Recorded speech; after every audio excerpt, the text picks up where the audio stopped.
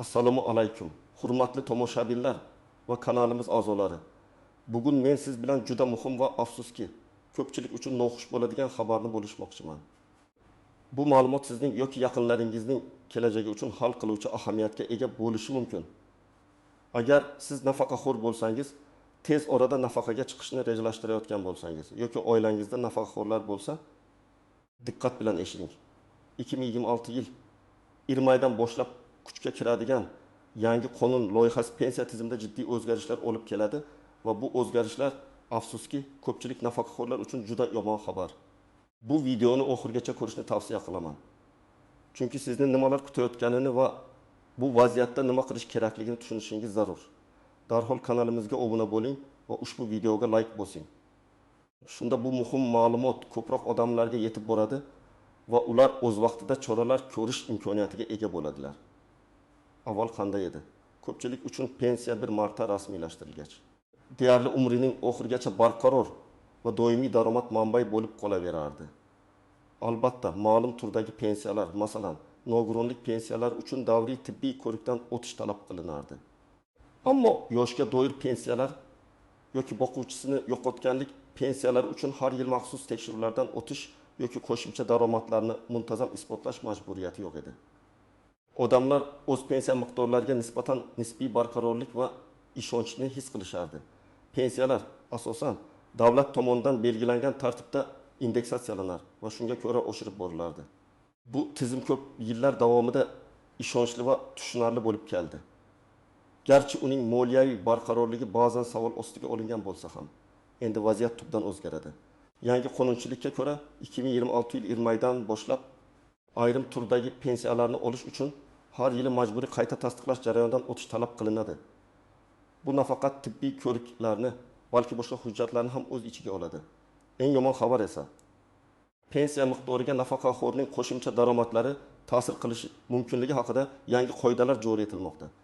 Ya'ni, agar siz pensiyada bo'lib biror joyda ishlayotgan bo'lsangiz yoki boshqa turdagi daromadga ega bo'lsangiz, pensiyangiz miqdori sezilarli darajada kamayishi yoki hatto to'xtatilishi mumkin. Hukumat bu o'zgarishlarni pensiya tizimini adolatliroq qilish, byudjet yukini kamaytirish, tizimning barqarorligini ta'minlash va noqonuniy pensiya olish holatlarining oldini olish zarurati bilan izohlamoqda.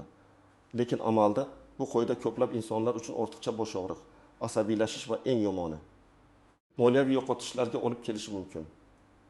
Bu ayniqsa o'zining asosiy pensiyasiga umid qilib yashayotgan va har bir tiyinni tejaydigan millionlab nafaqaxo'rlar uchun og'riqli zarba bo'ladi.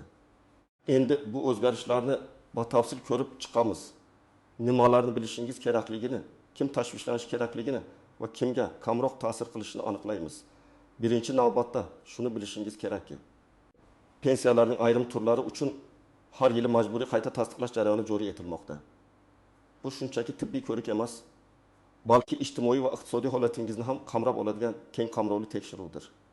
Ikkinchidan, eng muhimi, sizning pensiya miqdoringizga boshqa daromadlaringizning ta'siri to'g'risidagi qoidalar tubdan o'zgaradi. Endi agar siz pensiya olgan holda biror joyda ishlasangiz yoki boshqa manbalardan daromadga ega bo'lsangiz, bu sizning pensiyangizga bevosita ta'sir qiladi. Hukumat tomonidan belgilangan ma'lum bir daromad chegarasini oshsangiz, pensiyangiz kamaytirilishi yoki hatto to'liq bekor qilinishi mumkin. Uchinchidan, ushbu jarayonlar uchun yangi muddatlar va hujjatlar ro'yxati joriy etiladi.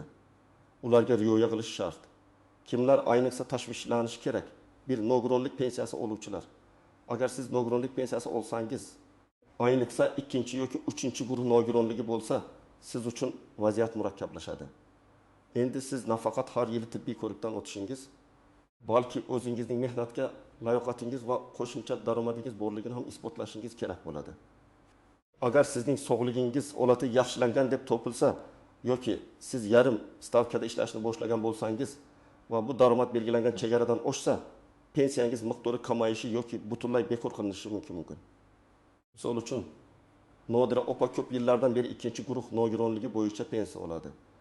Uyda o'tirganidan zerikib, onlayn tarzda kiyim-kechak tikishni boshladi va oyga 5 million so'm daromad oldi. Avval bu uning pensiyasiga ta'sir qilmasdi dedi. Endi esa agar uning bu daromad davlat tomonidan belgilangan eng kam pensiya miqdorining deylik bir barobardan oshsa, uning nogironlik pensiyasining yarmi yoki undan ko'p ushlab o'tinishi mumkin. Bu Nodir opaning turmush darajasini sezilarli darajada yomonlashtiradi. Ikki o'quvchisini yo'qotganlik pensiyasi oluvchilar. Bu turdagi pensiya oluvchilar. Ayniqsa yoshlar va bolalar uchun ham yangi qoidalar joriy etiladi. Agar pensiya oluvchi shaxs turmushga chiqsa, ishga kirsa yoki uning boshqa daromad manbai paydo bo'lsa, pensiya miqdori qayta ko'rib chiqilishi mumkin. Masalan, Dilorom singlim onasi vafot etgandan keyin o'quvchisini yo'qotganlik pensiyasi olib kelardi. U 20 yoshga to'ldi va kunduzgi bo'limda o'qishini davom ettirgan bo'ldi. Kichik bir korxonada yarim stavkada ishga kirdi va oyiga 1 million so'm topa boshladi. Pensiya unga o'qishini qoplashga yordam berardi. Yangi qoidalar bo'yicha uning ish haqi belgilangan daromad chegarasidan oshsa, uning pensiyasi kamaytirilib, o'qishini davom ettirishga to'sqinlik qilishi mumkin. Bu qoida bolalar uchun beriladigan pensiyalarga ham tegishli bo'lishi mumkin. Agar voyaga yetgan bola o'z mustaqil daromadiga ega bo'lsa, pensiya to'lovi to'xtatilishi mumkin. 3. Ishlayotgan nafaqaxo'rlar. Agar siz yoshga doir pensiyada bo'lib, shu bilan birga biror korxonada yoki tashkilotda rasman ishlayotgan bo'lsangiz, bu sizga eng ko'p ta'sir qiladi.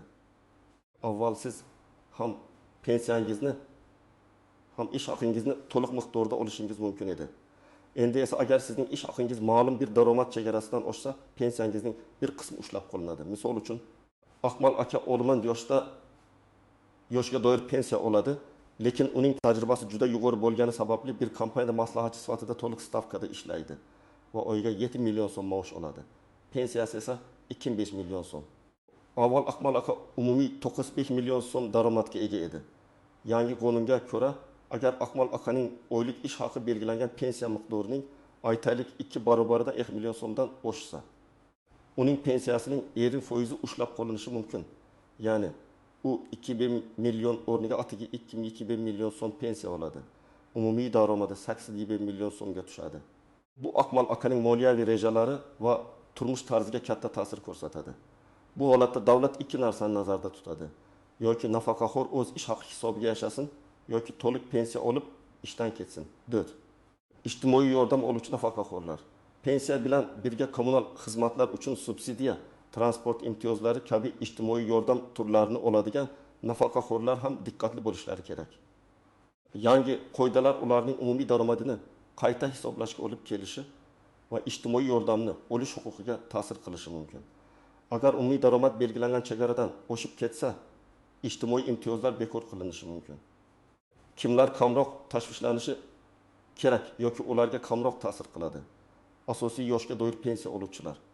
Agar siz faqat yoshga doir pensiya olsangiz va boshqa qo'shimcha daromad manbalariga ega bo'lmasangiz, yangi qoidalar sizga bevosita moliyaviy yo'qotishlar olib kelmasligi kerak. Biroq siz ham har yili ma'muriy qayta ro'yxatdan o'tish yoki ma'lumotlaringizni tasdiqlash jarayonlaridan o'tishingiz talab qilinishi mumkin. Bu esa qo'shimcha qog'ozbozlik va vaqt sarfini anglatadi. Masalan, Bahrom bobo 7 yoshda, faqat yoshga doir pensiya oladi. Hech qayerda ishlamaydi va boshqa daromadi yo'q. Uning pensiyasi kamaytirilmasligi kerak. Ammo har yili pensiya fondiga borib o'z pasport ma'lumotlarini tasdiqlashi, ma'lum bir blankani to'ldirishi shart bo'lishi mumkin. Bu albatta noxush, ammo pensiya miqdoriga ta'sir qilmaydi. Endi esa ushbu qoidalardagi istisnolar, ehtimoliy tuzoqlar va noaniq jihatlar haqida gaplashamiz. Istisnolar ba'zi bir nogironlik toifalariga, masalan, harbiy harakatlar natijasida nogiron bo'lgan shaxslarga, og'ir va umrboqiy kasalliklar tufayli nogironlik olganlarga har yili tibbiy qayta ko'rikdan o'tish majburiyati qo'yilmasligi mumkin. Biroq bu ularning ma'muriy jihatdan har yili ma'lumotlarni yangilash majburiyatidan ozod qilmaydi. Shuningdek, pensiya miqdori juda past bo'lgan nafaqaxo'rlar, ya'ni eng kam pensiya miqdoridan kam pensiya oluvchilar daromadga asoslangan kamayishlardan qisman yoki to'liq ozod etilishi mumkin. Bu pensiya tizimining ijtimoiy himoya funksiyasini saqlab qolishga qaratilgan bo'ladi. Ayrim kasb guruhlari, masalan, harbiy xizmatchilar, huquqni muhofaza qilish organlari xodimlari va maxsus davlat xizmatchilari uchun boshqacha qoidalar amal qilishi mumkin. Lekin bu istisnolar juda tor doirada bo'lib, ko'pchilikni qamrab olmaydi. Ehtimoliy tuzoqlar bik. Muddatlarni o'tkazib yuborish. Yangi qoidalarga ko'ra, har yili pensiyani qayta tasdiqlash uchun ma'lum bir muddat belgilanadi. Agar siz bu muddatni o'tkazib yuborsangiz, pensiya to'lovlari vaqtincha to'xtatilishi mumkin. Bu esa jiddiy moliyaviy muammolarga olib keladi. Ayniqsa, keksa yoshdagi insonlar uchun bu ma'lumotlarni eslab qolish va o'z vaqtida chora ko'rish qiyin bo'lishi mumkin. Ikki hujjatlarni noto'g'ri to'ldirish. Pensiya fondi talab qiladigan anketalar va ariza shakllari murakkab bo'lishi mumkin. Agar siz ularni noto'g'ri to'ldirsangiz yoki biron bir ma'lumotni xato kiritsangiz, bu ham pensiya to'lovlarining kechikishiga yoki hatto rad etilishiga sabab bo'ladi. 3. Barcha daromad manbalarini oshkor qilmaslik. Ba'zi nafaqaxo'rlar norasmiy ishdan daromad olishlari, kvartiralarni ijaraga berishlari yoki bankda foizli depozitlari bo'lishi mumkin. Agar bu daromadlar deklaratsiya qilinmasa va pensiya fondi bu haqda bilsa, bu nafaqat pensiyaning to'xtatilishiga, balki ortiqcha to'langan mablag'larni qaytarishga va jarimalarga ham olib kelishi mumkin. Bu, masalan, pensiyaning to'liq bekor qilinishigacha bo'lgan jiddiy oqibatlarga olib kelishi mumkin. 4. Byurokratik to'siqlar. Pensiya fondi bo'limlarida navbatlar, hujjatlarni qabul qilishdagi muammolar, tushunarsiz javoblar kabi byurokratik to'siqlar nafaqaxo'rlarga qo'shimcha qiyinchiliklar tug'dirishi mumkin. Ayniqsa, eski usullarda ishlashga odatlangan xodimlar bu yangi tizimga tez moslasha olmasligi mumkin. 5. Pensiya organlaridan aniq ma'lumot yetishmasligi. Ba'zan qonun qabul qilingan bo'lsa ham, uning amaliy ijrosi bo'yicha aniq ko'rsatmalar yoki tushuntirishlar yetarli darajada bo'lmaydi. Bu esa nafaqaxo'rlarning o'z huquqlarini va majburiyatlarini tushunishini qiyinlashtiradi. 6. Firibgarlik sxemalari. Yangi qoidalar va tartiblar doirasida firibgarlar ham faollashishi mumkin. Ular o'zlarini pensiya fondi xodimlari deb tanishtirib, nafaqaxo'rlarning shaxsiy ma'lumotlarini, bank kartalari raqamlarini so'rashlari yoki pullarni o'zlashtirishga urinishlari mumkin. Juda ehtiyot bo'ling va faqat rasmiy manbalarga ishoning. Noaniq jihatlar. Daromad nima degani? Yangi qonunda pensiya miqdoriga ta'sir qiladigan daromad tushunchasi aniq belgilanishi kerak. Unga bank foizlari, qarindoshlardan olingan moddiy yordam, sovg'alar, dehqonchilikdan olingan daromadlar kiradimi? Bu savollarga aniq javoblar berilmasa, tushunmovchiliklar ko'p bo'ladi. Masalan, agar keksa yoshli odamga farzandlari chetdan pul o'tkazsa, bu ham uning daromadi hisoblanadimi? 2. Daromad qanday tekshiriladi? Pensiya fondi nafaqaxo'rlarning daromadini qanday tekshiradi? Soliq deklaratsiyalari, bank hisob varaqlaridagi harakatlar, ish beruvchilardan olingan ma'lumotlar yoki boshqa usullar. Bu mexanizm shaffof bo'lishi kerak. 3. Pensiya kamaytirilgan yoki to'xtatilgan holatda shikoyat qilish tartibi. Agar nafaqaxo'rning pensiyasi adolatsiz ravishda kamaytirilgan yoki to'xtatilgan deb hisoblasa, u qayerga va qanday tartibda shikoyat qilishi mumkin? Apellyatsiya jarayoni qanchalik sodda va tezkor bo'ladi? Sudga murojaat qilish imkoniyatlari qanday? 4. Ijtimoiy nafaqalarga ta'sir. Pensiya miqdorining o'zgarishi boshqa ijtimoiy nafaqalarga, masalan, ehtiyojmand oilalarga beriladigan moddiy yordam, bolalar nafaqalari qanday ta'sir qiladi? Ularning mezonlari ham o'zgaradimi? Endi esa eng muhim qismga o'tamiz. Bu vaziyatda nima qilish kerak? Qanday amaliy qadamlarni amalga oshirishingiz mumkin? Birinchi qadam, pensiya turini aniqlang. Siz qaysi turdagi pensiyani olasiz? Yoshga doir nogironlik boquvchisini yo'qotganlik pensiyasimi? Bu juda muhim. Chunki har bir tur uchun qoidalar biroz farq qilishi mumkin. Siz o'zingizning toifangizga tegishli bo'lgan yangi qoidalarni bilishingiz shart. Ikkinchi qadam, o'zingizning toifangiz uchun yangi qoidalarni o'rganing. Hukumatning rasmiy manbalaridan, masalan, pensiya jamg'armasining veb saytidan yoki iqtisodiyot va moliya vazirligining rasmiy saytidan yangi qonunchilikni diqqat bilan o'rganing. Agar o'zingiz tushuna olmasangiz, savollar yig'ing va yaqinlaringizdan yordam so'rang. Uchinchi qadam, barcha zaruriy hujjatlarni tayyorlang. Ushbu hujjatlar ro'yxati sizning pensiya turiga va shaxsiy holatingizga bog'liq bo'lishi mumkin. Ammo odatda quyidagilarni o'z ichiga oladi: pasport, asl nusxasi va nusxasi, pensiya guvohnomasi, mehnat daftarchasi agar ishlayotgan bo'lsangiz, daromadlar to'g'risidagi ma'lumotnoma ish joyingizdan. Agar ishlayotgan bo'lsangiz, so'nggi 12 oy yoki undan ortiq davr uchun. Bu juda muhim. Chunki aynan shu ma'lumot pensiyaning miqdoriga ta'sir qiladi. Bank hisob varagidan ko'chirma. Agar bankda depozit yoki boshqa daromad manbalari mavjud bo'lsa, nogironlik bo'yicha tibbiy ma'lumotnomalar, agar nogironlik pensiyasi oluvchi bo'lsangiz, boquvchisini yo'qotganlik pensiyasi uchun nikoh to'g'risidagi guvohnoma, farzandlarning tug'ilganlik guvohnomasi, o'qish joyidan ma'lumotnoma, agar mavjud bo'lsa. Boshqa ijtimoiy yordamlar bo'yicha hujjatlar. Bu hujjatlarning barchasi tartibli va to'liq bo'lishiga ishonch hosil qiling.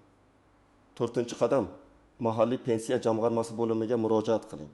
Ularning siz bilan bog'lanishini kutib o'tirmang. O'zingiz tashabbus ko'rsating. Oldindan telefon orqali yozilish yoki maslahat olish uchun bo'lish eng yaxshi variant bo'ladi. U yerda sizga yangi tartiblar bo'yicha aniq ma'lumot berishlari kerak. Sizning vaziyatingizni tushuntiring va qaysi hujjatlarni taqdim etishingiz kerakligini so'rang. Eslatma, 2026 yil 20 oygacha bu ma'lumotlar aniqlashishi mumkin. Shuning uchun hozirdan pensiya jamg'armasi saytini kuzatib boring.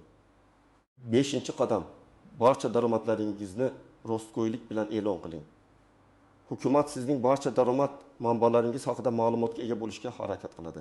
Shuning uchun barcha daromadlaringizni, hatto kichiklarni ham to'g'ri va to'liq ko'rsatishdan qo'rqmang. Yashirishga urinish kelajakda yanada jiddiy muammolarga, jumladan katta jarimalarga va pensiyani butunlay bekor qilishga olib kelishi mumkin. Rostgo'ylik har doim eng yaxshi yo'ldir. 6-qadam. Barcha hujjatlaringizning nusxalarini saqlang.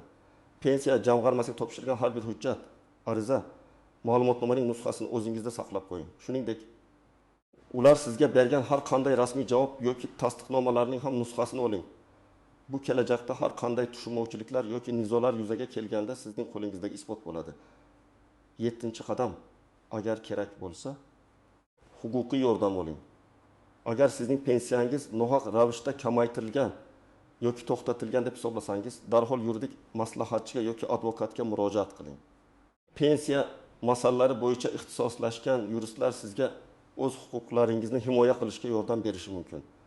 Davlat tomonidan taqdim etiladigan bepul yuridik yordam xizmatlari haqida ham ma'lumot oling.